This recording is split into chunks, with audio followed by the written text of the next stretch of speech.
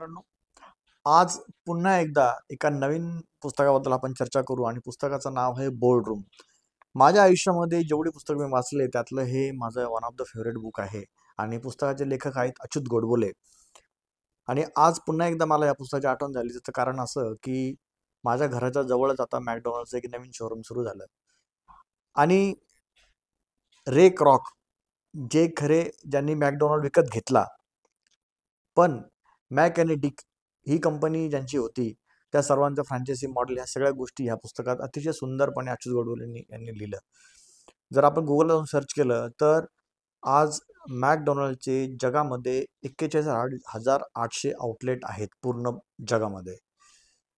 मित्रांनो, मॅकडॉनल्डने दोघं भावांनी कशी प्रगती केली, ते कशा प्रकारचे वेपर्स बनवायचे, बटाटे कसे शिजवायचे, कुठल्या हवेमध्ये किती तापमान त्याची सुंदर रेसिपी त्यांनी बनवली आणि रेक रॉकला त्यांनी आपली फ्रँचायझी विकली आणि त्यानंतर रेक रॉकने झपाट्याने त्याचा पूर्ण जगभरामध्ये प्रसार केला. रेक रॉकने just as a salesman Ray Kroc जोपर्यंत जिवंत होते तोपर्यंत रेक रॉक यांनी 8,000 आउटलेट मॅकडॉनल्डचे तयार केले. अशा अनेक प्रकारच्या रंजक कहाण्या ह्या पुस्तकात दिलेल्या आहेत. तुम्ही त्याच्यामध्ये बिल गेट्सची माहिती बघू शकतात. तर मित्रांनो, सांगायचा मुद्दा असा आहे की बोर्डरूम नावाचं एक सुंदर पुस्तक आहे जे अच्युत गोडबोलेंनी लिहिलं. आणि तुम्हाला माहिती आहे मित्रांनो की अच्युत गोडबोले हे स्वतः IITians आहेत आणि त्यांनी अनेक वेगवेगळ्या विषयावरती पुस्तकं लिहिले. पण नेमकी कॉन्फरन्स रूममध्ये काय चालतं, बोर्डरूममध्ये काय चालतं हे सांगण्याचा प्रयत्न त्यांनी केला.